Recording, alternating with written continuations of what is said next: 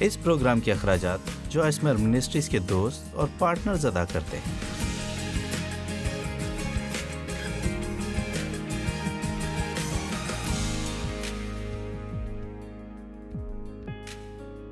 اپنی ذات کے تعلق سے صحت مند رویہ کیسا ہوتا ہے؟ اگر میں کہوں کہ میں چاہتی ہوں کہ آپ جب گھر جائیں تو آپ اپنے تعلق سے صحت مند رویہ لے کر جائیں، میں چند نکات دینا چاہوں گی کہ اپنی ذات کے لیے صحت مند اور تندرست رویے والا شخص کہہ سکتا ہے، میں جانتی ہوں کہ خدا نے مجھے تخلیق کیا ہے۔ اب حادثہ نہیں ہے، آپ کو تخلیق کیا گیا ہے، با مقصد، محتاط، پیچیدہ طور پر اپنی ماں کے بطن میں تخلیق ہوئے ہیں، خدا کے ہاتھ سے۔ جی، خدا کے ہاتھ سے۔ آپ کی انگلیوں کی لکیریں پوری دنیا میں کسی بھی شخص سے فرق ہیں۔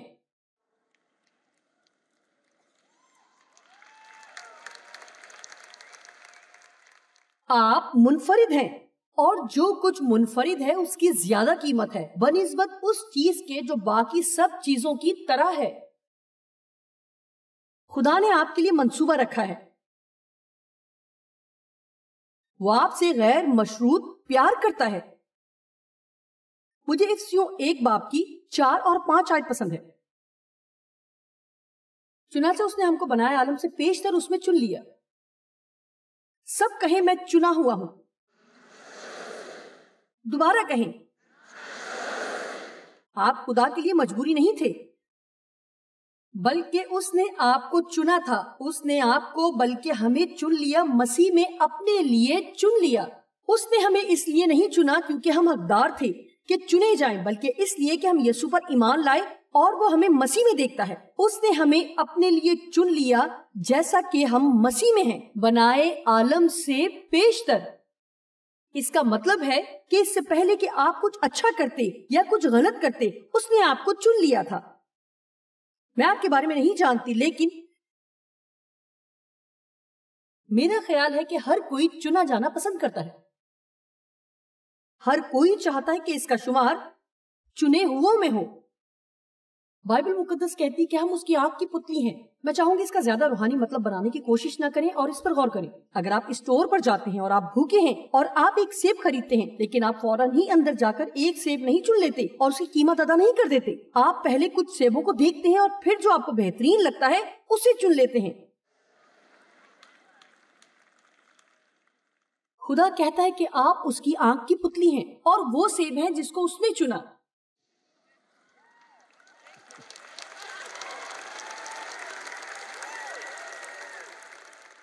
آپ کہیں گے یہ کیسے ممکن ہے کہ ہم سب خدا کی آنکھ کی پتلی ہو سکتے ہیں؟ لیکن خدا تو خدا ہے، وہ سب کچھ کر سکتا ہے سب کے لیے ایک ہی وقت میں۔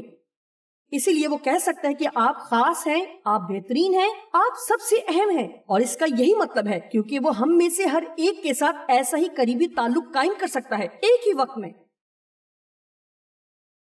آج آپ کو یہاں سے ایسے نہیں جانے دوں گی جب تک آپ فیصلہ نہ کرنے کہ خود کو پسند کریں۔ آپ کے خیال میں آپ کا وزن 20 کلو زیادہ ہے، میں خود کو ایسے ہی پسند کر سکتی ہوں۔ میں آپ کو سچائی بتانا چاہوں گی، اگر آپ خود کو پسند کرنا شروع کر دیں تو شاید آپ کا وزن کچھ کم ہو جائے گا۔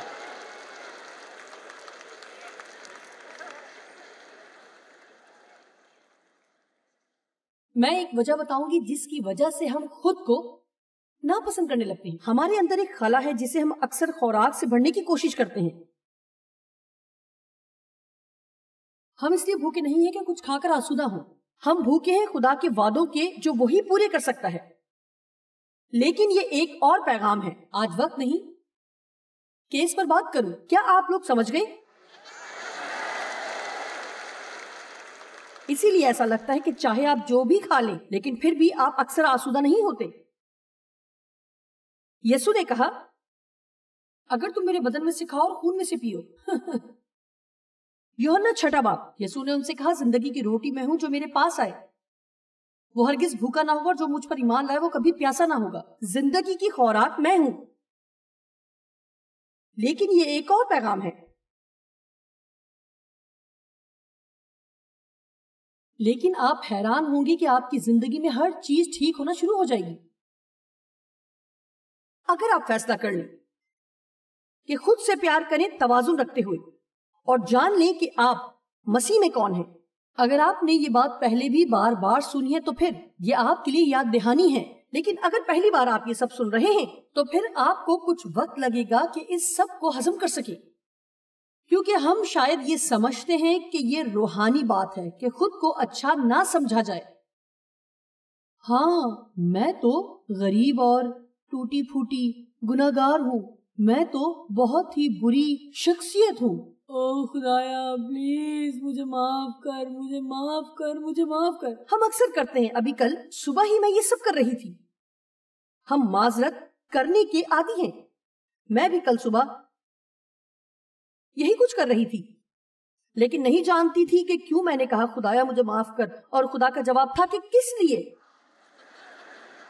میرا خیال ہے کہ ہم ہمیشہ ہی اپنے لیے معذرت کرتے رہتے ہیں، کیونکہ ہم جانتے ہیں کہ ہم سے گناہ ہو جاتا ہے، اسی لیے تو ہمیں یسوع کی ضرورت ہے۔ میں یہ نہیں کہہ رہی کہ ہمیں اپنے گناہوں پر شرمندہ نہیں ہونا چاہیے۔ بائبل کہتی ہے کہ اپنے گناہ پر رو، پشیمان ہو، ماتم کرو، لیکن میں نے سیکھا ہے کہ میں یہ کام بہت جلدی کر سکتی ہوں اور جلدی بحال ہو سکتی ہوں کہ میں مسیح میں کون ہوں اور اچھی چیزوں کی طرف بڑھتی جاؤں، جو چیزیں خدا نے میرے لیے رکھی ہیں۔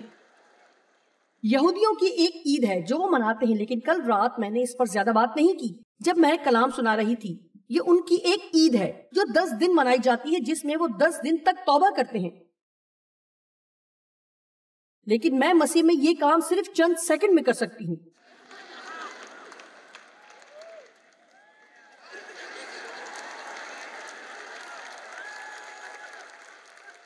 جی بس رہنے دیں، اب آپ زیادہ مذہبی بننے کی کوشش نہ کریں۔ رکیے، ذرا میری بات سنیے۔ میرا خیال ہے کہ آپ کو اپنے بارے میں اتنا اچھا محسوس نہیں کرنا چاہیے، لیکن آپ چند الفاظ بھول رہے ہیں۔ مسیح میں، مسیح میں، مسیح میں، مسیح میں۔ سنیں، میں جانتی ہوں کہ میں اس کے بغیر نہیں ہوں، یہ عام بات نہیں ہے، لیکن اگر آپ اپنی زندگی میں فتح چاہتے ہیں تو بہتر ہے آپ بھی جان لیں کہ آپ مسیح میں کون ہیں۔ پولس کو جانتی ہوں، یسوع کو جانتی ہوں، لیکن تم کون ہو؟ سنیں، کسی کو آزاد ہونا چاہیے۔ مجھے آج کے دن کچھ شور اور للکار کی آواز سننا ہے۔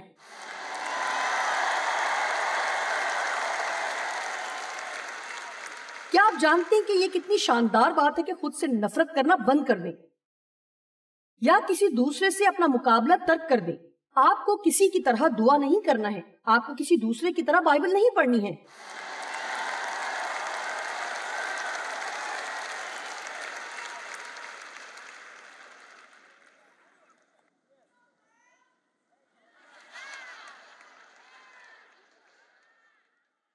اس دنیا میں خوفناک چیزوں میں سے ایک یہ ہے کہ آپ کا چناؤ نہیں کیا جائے گا۔ جب میں ہائی اسکول میں تھی تو ایک احمقانہ سی حرکت کی جاتی تھی، لیکن اس دور میں ایسا کیا جاتا تھا۔ ہم جسمانی ورزش کے لیے سافٹ بال کھیلا کرتے تھے۔ ہماری استانی ایسا کرتی کہ ہم سب کو لے جاتی اور ہم سب کے درمیان میں سے 2 لوگوں کو چن لیتی جو کہ ٹیموں کے کپتان ہوں۔ کچھ لوگ سر ہلا رہے ہیں، آپ کو یہ سب یاد ہوگا۔ پھر وہ دونوں کپتان چناؤ کرتے کہ تم میری ٹیم میں آ جاؤ، تم میری ٹیم میں آ جاؤ، تم بھی میری ٹیم میں ہو، تم بھی میری ٹیم میں ہو، آ جاؤ۔ دیکھیں، دنیا میں سب سے زیادہ خوفزدہ کرنے والا خیال یہ ہے کہ آپ آخر میں رہ جائیں گے، یہ جانتے ہوئے کہ کوئی آپ کا چناؤ نہیں کرے گا۔ مجھے ابھی تک یاد ہے، مجھے یہ یاد ہے یہ کس قدر برا لگتا تھا۔ کسی کو یاد ہے؟ واو، لگتا ہے کہ بہت سے لوگ پرانے زمانے کے ہی ہیں، لیکن میں درمیانے درجے کی کھلاڑی تھی۔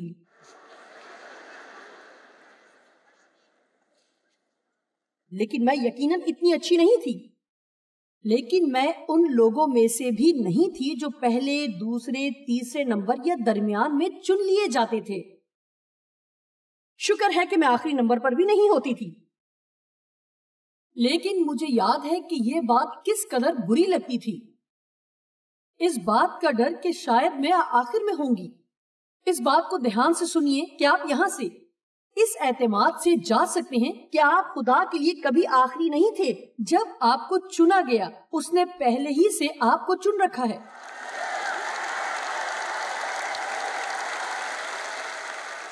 وہ پہلے ہی سے جانتا ہے کہ آپ خاص ہو. وہ آپ کو چاہتا ہے. آپ کو یہ بالکل بھی محسوس نہیں کرنا چاہیے کہ کوئی مجھے نہیں چاہتا کیونکہ خدا آپ کو چاہتا ہے. آپ اس کے پسندیدہ فرزند ہیں. آپ اس کی آنکھ کی پتلی ہیں.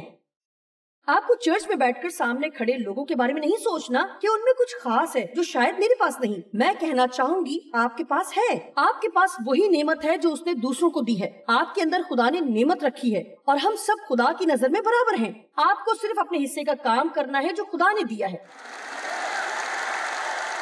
آپ کو زندگی میں ایک طرف کھڑے نہیں رہنا ہے اور لوگوں کی تعریف ہی کرتے نہیں رہنا جو آپ کے خیال میں کامل ہو چکے ہیں، کیونکہ کوئی بھی ابھی تک ہم میں سے کامل نہیں ہوا ہے. بہتر ہے کہ شکر کریں کہ ہم نہیں ہیں. اس نے چنانچہ اس نے ہم کو بنائے عالم سے پیشتر اس میں چن لیا. جی مسیح میں اپنے لیے. دوسری بات جو جاننے والی ہے، آپ قیمتی ہیں. ابلیس چاہتا ہے کہ آپ سوچیں کہ آپ بیکار ہیں. میرا کیا مقصد ہے؟ میں کیا کر رہی ہوں؟ میں تو بس ایک ماں ہوں. دیکھیں، یہ سب سے بری بات ہے کہ آپ کہیں کہ میں تو بس ایک ماں ہوں. مائیں دنیا میں سب سے زیادہ شاندار ہوتی ہیں. میرا واقعی مطلب ہے کہ مائیں غیر معمولی ہوتی ہیں. آپ اپنے بچوں پر اثر رکھتی ہیں، وہ اثر جو آپ کا گھر میں ہے. ایک بیوی اپنے گھر کے ماحول اور مزاج کا فیصلہ کرتی ہے. اگر میرے خاوند سے آپ کی شادی ہوئی ہوتی، وہ بالکل برا نہیں مناتے، چاہے آپ جو بھی کر لیں. آپ کہاوت جانتے ہیں کہ اگر ماں خوش نہیں تو کوئی بھی خوش نہیں. لیکن کچھ لحاظ سے یہ درست ہے. آپ قیمتی ہیں. آئیں دیکھیں کلام میں صفنیہ 3 کی 17 آیت. اگر آپ نے کبھی یہ حوالہ نہیں پڑھا تو جان لیں یہ بہت واضح آیات ہیں. خداوند تیرا خدا جو تجھ میں ہے قادر ہے، وہی بچا لے گا. وہ تیرے سبب سے شادمان ہو کر خوشی کرے گا. وہ اپنی محبت میں مسرور رہے گا. وہ گاتے ہوئے تیرے لیے شادمانی کرے گا. وہ خاموش رہے گا اور تیرے گناہ یاد نہ کرے گا. آج صبح جب آپ بیدار ہوئے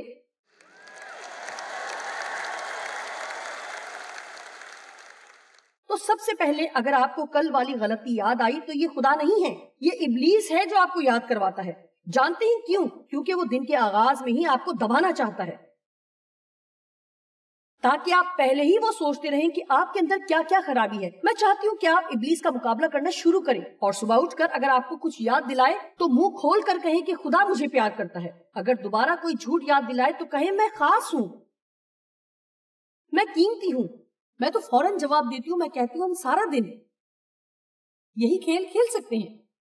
ابلیس تم مجھے کہو گے کہ میں کیا نہیں ہوں، پھر میں تمہیں بتاؤں گی کہ میں کون ہوں.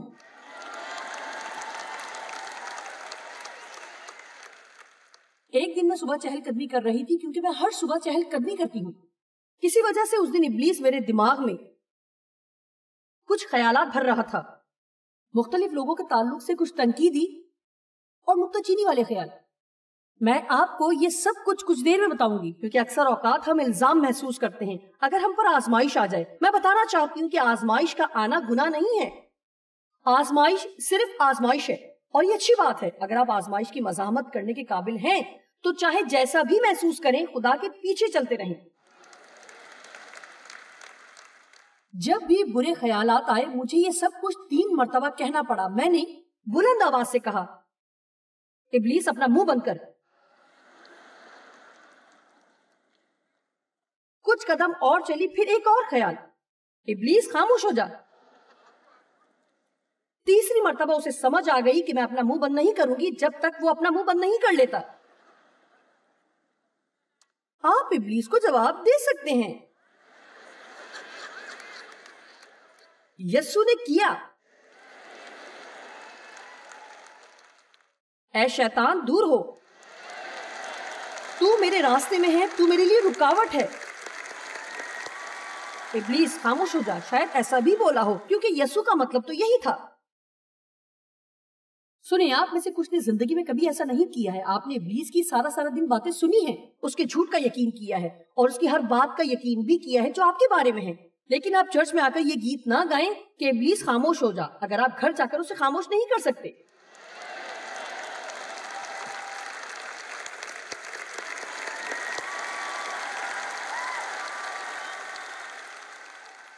او دشمن تو پاگل ہو رہا ہے کیونکہ آپ لیس ہو رہے ہیں.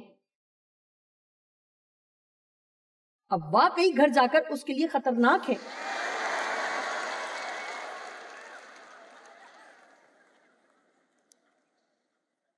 تیسری بات جو آپ کا جاننا ضروری ہے کہ آپ کی قدر و قیمت کا انحصار اس پر نہیں کہ لوگ آپ کے لیے کیا سوچتے ہیں یا کیسا برتاؤ کرتے ہیں، بلکہ اس کا فیصلہ خدا کرتا ہے کہ آپ کیا ہیں. سب سے بڑا خوف جس میں لوگ زندہ ہیں کہ لوگ ان کے بارے میں کیا سوچتے ہیں. سب سے بڑی قید اس خوف میں زندہ رہنا ہے کہ لوگ میرے بارے میں کیا سوچتے ہیں. حقیقی رہائی اس وقت ملتی ہے جب ہمیں ضرورت نہیں رہتی کہ کوئی ہمیں بتائے کہ ہم قابل قبول اور قیمتی ہیں.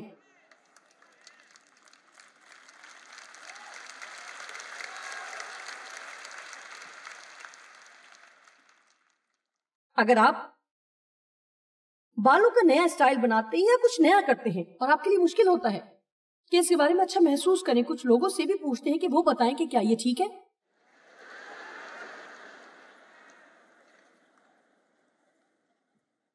آپ ہمیشہ ہی لوگوں سے پوچھتے ہیں. اگر کوئی کچھ نہ کہے کہ میرے کپڑے اچھے لگے یا نہیں تو آپ ناراض ہو جاتے ہیں اگر وہ نہ کہہ دیں.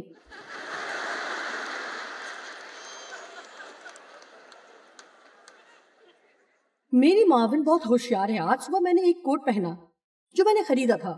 میرا ارادہ تو نہ تھا کہ اس ہفتے پہنوں، لیکن چونکہ خریدا تھا اور موجود تھا، لیکن یہ اس سے کافی الگ ہے جو میں عام طور پر پہنتی ہوں. میں نے پہن لیا اور پوچھا تمہیں یہ مجھ پر اچھا لگ رہا ہے؟ وہ بولی آپ پر ہر کپڑا ہی جچتا ہے. میں نے سوچا کہ اس کا مطلب یہ ہے کہ تمہیں یہ زیادہ اچھا نہیں لگا ہے. لیکن وہ مجھ سے زیادہ ہوشیار ہے، وہ مجھ سے زیادہ اچھی ہے. اگر میں ہوتی تو کہتی نہیں مجھے یہ پسند نہیں آیا. اگر آپ کو پسند ہے تو پہن لیں. آپ کو سب کی رضامندی کی ضرورت نہیں ہے.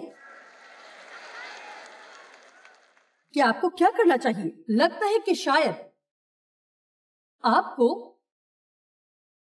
یہ زیادہ ہی آزادی لگ رہی ہے کیونکہ عجیب سی خاموشی ہے. تیسری چیز جو آپ کو کرنا ہے، اگر آپ اپنے تعلق سے صحت مند رویہ رکھنے کے قابل ہونا چاہتے ہیں کہ میں خود کو پسند کرتی ہوں، میں ہر کام کو کرنا پسند تو نہیں کرتی، لیکن میں وہ زندگی تباہ نہیں کرنا چاہتی جس کے لیے یسوع نے میرے لیے جان دی تھی کہ خود کو رد کر دوں. میں خود کو پسند کرتی ہوں، میں ہر کام کو پسند تو نہیں کرتی. میں یہاں بیٹھ کر آپ کو بتا سکتی ہوں کہ مجھے کون سے کام پسند نہیں ہیں. میں اکثر ایسی بات کہہ دیتی ہوں اور سوچتی ہوں کہ جوائس یہ برا ہے جب آپ ایسا کچھ کہیں. سب ریکارڈ پہ ہے اور دنیا سن رہی ہے. Hello Joyce. میں ہر کام جو کرتی ہوں اسے پسند نہیں کرتی، لیکن میں خود کو پسند کرتی ہوں. لیکن میں یہ بات غرور میں نہیں کر رہی ہوں. میرا یقین ہے کہ خدا چاہتا ہے کہ ہم خود کو پسند کریں. میرا خیال کچھ دیر غور کریں کہ آپ یہ کر سکتے ہیں یا نہیں.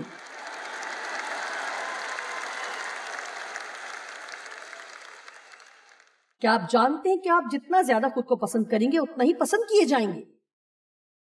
آپ جتنا خود کو پسند کریں گے اتنے ہی آپ کے دوست ہوں گے. جانتے ہیں کیوں؟ کیونکہ لوگ نہیں چاہتے کہ وہ آپ کو ہر وقت آپ کے تعلق سے احساس دلاتے رہیں کہ آپ ٹھیک ہیں. یہ بہت مشکل کام ہے. آپ بس اچھا محسوس کریں اور آگے بڑھیں تاکہ مجھے آپ کو ہر وقت سنبھالنے کی کوشش نہ کرنی پڑے.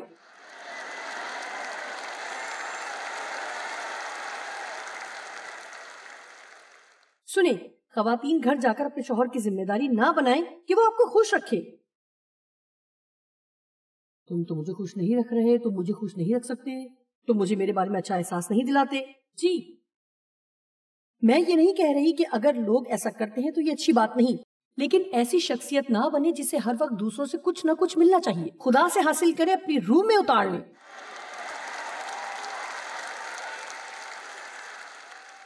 یہاں پر خدا نے مجھے ایک بہترین چیز سکھائی کیونکہ میں بھی ایسی ہی تھی. میں کہتی ڈیو ایسے نہیں کرتے, ڈیو وہ نہیں کرتے, لیکن خدا نے کہا کہ کیا تم اپنی خوشی کی ذمہ داری ڈیو پر ڈالنا بند نہیں کر سکتی ہو؟ آپ میں سے کچھ لوگوں کی ازدواجی زندگی بہت ہی اچھی ہو سکتی ہے اگر آپ اپنے ساتھی کو یہ ذمہ داری دینا بند کر دیں کہ وہ آپ کو ہر وقت خوش رکھے. اس ہفتے آپ کا آنا بہت سود مند رہا ہے. سنیں, میں نے کہا کہ اس ہفتے آپ کا آنا سود مند رہا ہے. آپ گھر جا کر اس پر عمل کریں. شاید آپ کا شوہر اگلی مرتبہ آپ کو پیسے دے کر بھیجے گا. دوبارہ آنے کے لیے منت کریں گے. آخری بات کہ میرے اندر خامیاں اور کمزوریاں ہیں لیکن میرے اندر صلاحیتیں اور خوبیاں بھی ہیں. غزل الغزلات 4 باب کی 7ویں آیت میں لکھا ہے, اے میری پیاری تو سراپا جمال ہے, تجھ میں کوئی عیب نہیں.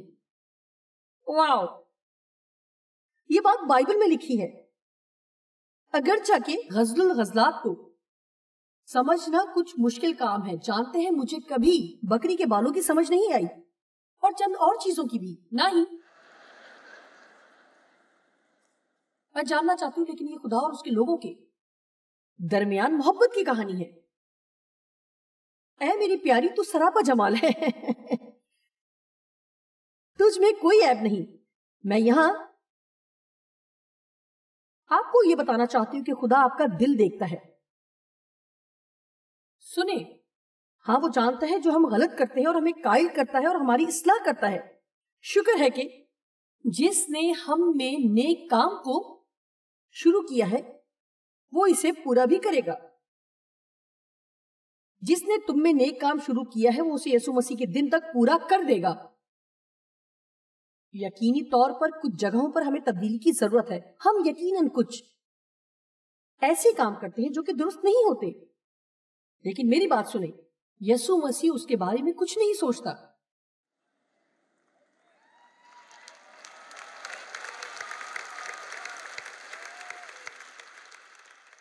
سنیں, میرے پاس 8 منٹ باقی ہیں کہ آپ کو قائل کروں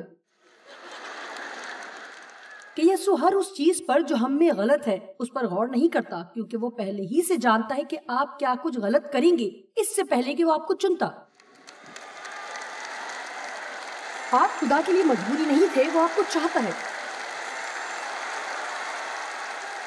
وہ آپ کو چاہتا ہے.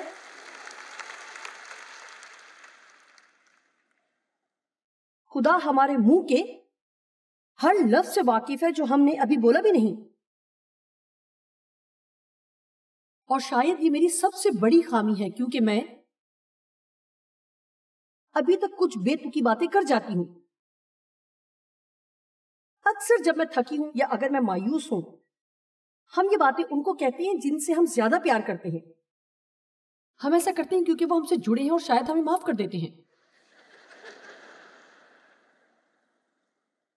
مجھے اپنے بارے میں یہ بات پسند نہیں ہے, لیکن یہ بات خدا کو روک نہیں سکتی کہ وہ مجھے استعمال نہ کرے. میں وہاں نہیں جہاں ہونا چاہیے اور وہاں بھی نہیں جہاں پہلے تھی. دیکھیں, میں نے لمبا سفر کیا ہے اور آگے بھی جانا ہے, لیکن میری توجہ اس پر نہیں کہ اور کتنی دور جانا ہے. میری توجہ اس پر ہے اور شادمان ہوں کہ کتنا سفر کر چکی ہوں. میں بدحال ہو کر ابلیس کو مزید موقع نہیں دوں گی کہ جو مجھ سے ماضی میں غلط ہوا فائدہ اٹھائے, لیکن یسوع نے اپنے خون سے قیمت چکا دی ہے. میں کہنا چاہوں گی کہ آپ کے گناہ ڈھانکے نہیں گئے بلکہ دور کر دیے گئے ہیں. خدا انہیں مزید یاد نہیں رکھتا, اس نے انہیں دور کر دیا جتنا مشرق مغرب سے دور ہے. ہر دن ایک نیا دن ہے اور آپ ہر دن ایک نیا آغاز کر سکتے ہیں. میں دوبارہ کہنا چاہوں گی اگر ابلیس آپ کو الجھائے کہ خود کو نہ پسند کریں تو وہ آپ کی زندگی میں پہلے ہی فتح پا چکا ہے. اپنے آپ کو اس نظر سے دیکھیں جس طرح ہمارا آسمانی باپ دیکھتا ہے, یعنی مسیح میں چنے ہوئے قیمتی. وہ آپ سے پیار کرتا ہے, اس نے آپ کو نعمتیں دی ہیں, آپ واقعی بہت شاندار ہیں. آپ کو آج یہ جاننا ضروری ہے